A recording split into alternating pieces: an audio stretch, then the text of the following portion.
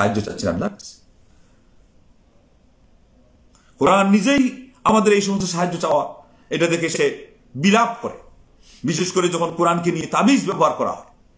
আর আজকে তাবিজের পক্ষে একদল লেবাসদারী ধর্ম ব্যবসায়ী তারা এখন সার্টিফাই গাওয়ার জন্য শুনেছি একটা ডেভিটর না কি যেন হবে, আপনার ওই ডিবেট হবে, তো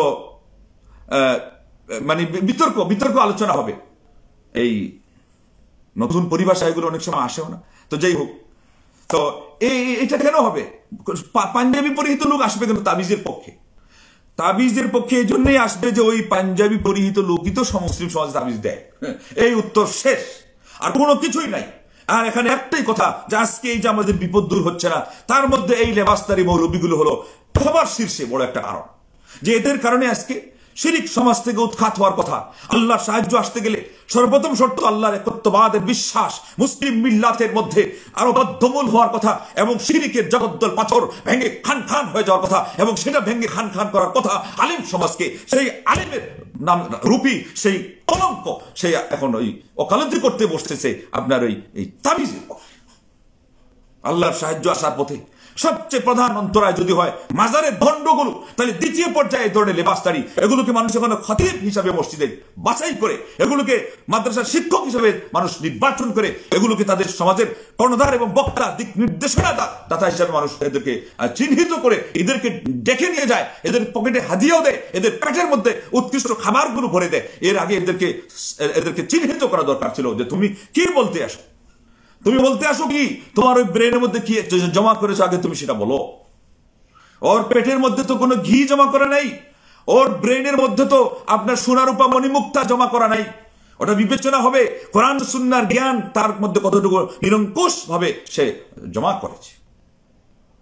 সে আগে সেটা তার ব্রেনের মধ্যে জমা করলে না আপনাকে দিবে, তা না হলে ও দিবে কি? এই করতে করতে তাদের গলাবাজির আমরা শক্তি এতটুকু জুগিয়েছি যে আজকে কোনো ভণ্ড নয়, কোনো মাজারের প্রতিনিধিত্বকারী নয়, সে একটা মাদ্রাসার শিক্ষক দাবি করে, হাদিসের শিক্ষকতার দাবি করে, মাঝে মধ্যে হাদিসের চুলচেরা ব্যাখ্যারও অনেকে দাবি করে। তারা এখন আসতেছে শিরিকের পক্ষে ওকালতি করতে। কোনো ব্যাখ্যার এখানে প্রয়োজন নেই। আমার নবী সাল্লাল্লাহু আলাইহি ওয়াসাল্লাম একবার কি জানে শিরিক বলেছেন, ওই শিরিক শব্দের মধ্যে আবার ওকালতি করতে আসে কোনো মুসলমানের বাচ্চা হতেই পারে না। এদেরকে সমাজে স্থান দেওয়া যেতে পারে না।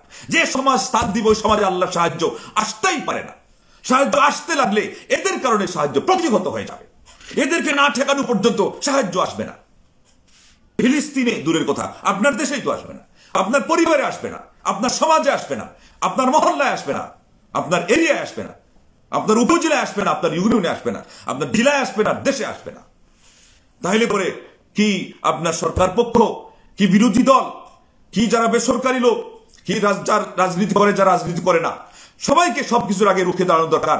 ইমানের পথে যে জিনিসগুলো বাধা, তাওহীদের পথে যে সমস্ত ময়লা আবর্জনা, এগুলোকে পরিষ্কার করা, এবং যারা এই আবর্জনাগুলো সেখানে আপনার ছুঁড়ে মারে ওদেরকে রুখে দাঁড়ানো। আল্লাহ রাব্বুল আলামিন আমাদেরকে বলেছিলেন সূরা আল ইমরানের 139 নম্বর আয়াত, আউযু বিল্লাহি মিনাশ শাইতানির রাজীম, ওয়ালা তাহিনু ওয়ালা তাহজানু ওয়া আনতুমুল আ'লাউনা ইন কুনতুম মুমিনিন। তোমরা হীনবল হইও না, দুশ্চিন্তাগ্রস্ত হইও না, তোমরাই বিজয়ী হবে যদি তোমরা মুমিন হয়ে থাকো। আল্লাহ তো শর্ত মাত্র সংক্ষেপে দিয়েছেন এবং একটি সুস্পষ্ট কথা বলেছেন, মুমিন। এটা কে জানে না? এটার সংজ্ঞা কার জানা নেই? তারপরেও কেন আমাদের এই পথ ধরার সেই সুমতি হচ্ছে না? এই জন্যে যে আজকে ইমান নিয়ে ঝগড়া হচ্ছে, ইমান চুরি নিয়ে আজকে প্রতিযোগিতা হচ্ছে। আর এই ইমান চুরির প্রতিযোগিতা চোর ডাকাত করে না। চোর ডাকাত কার পকেটে, কার কেসে, কার সাথে কি আছে ওটা নিয়ে প্রতিযোগিতা করে। আর ইমান চুরির প্রতিযোগিতা আজকে করছে এক পর্যায়ে লেবাসদারি এই সমস্ত ধর্ম ব্যবসায়ীরা। ইমানের সংজ্ঞা জানতে দেয় না, তাওহীদের সংজ্ঞা জানতে দেয় না। তাওহীদের ত্রিবিদ, যে আল্লাহকে ইবাদতে এক জানা, লালন পালনে এক জানা, সৃষ্টি সহ এই সব কিছু বিশ্ব নিয়ন্ত্রণে এক কথায়, এবং আমার আল্লাহ সুন্দর সুন্দর আসমা হোসনা, এগুলো জানতে দেয় না। আসমা হোসনার নাম ধরে যে ওসিলা দিবে জানতে দেয় না, কারণ সে তো শিরিকের পক্ষে ওকালতি করছে, তাবিজের পক্ষে ওকালতি করছে। তাবিজ যদি লিখে সমাধান নিতে যায়, ওরা কোন দিন আল্লাহর আসমা হোসনা দিয়ে দোয়া করবে?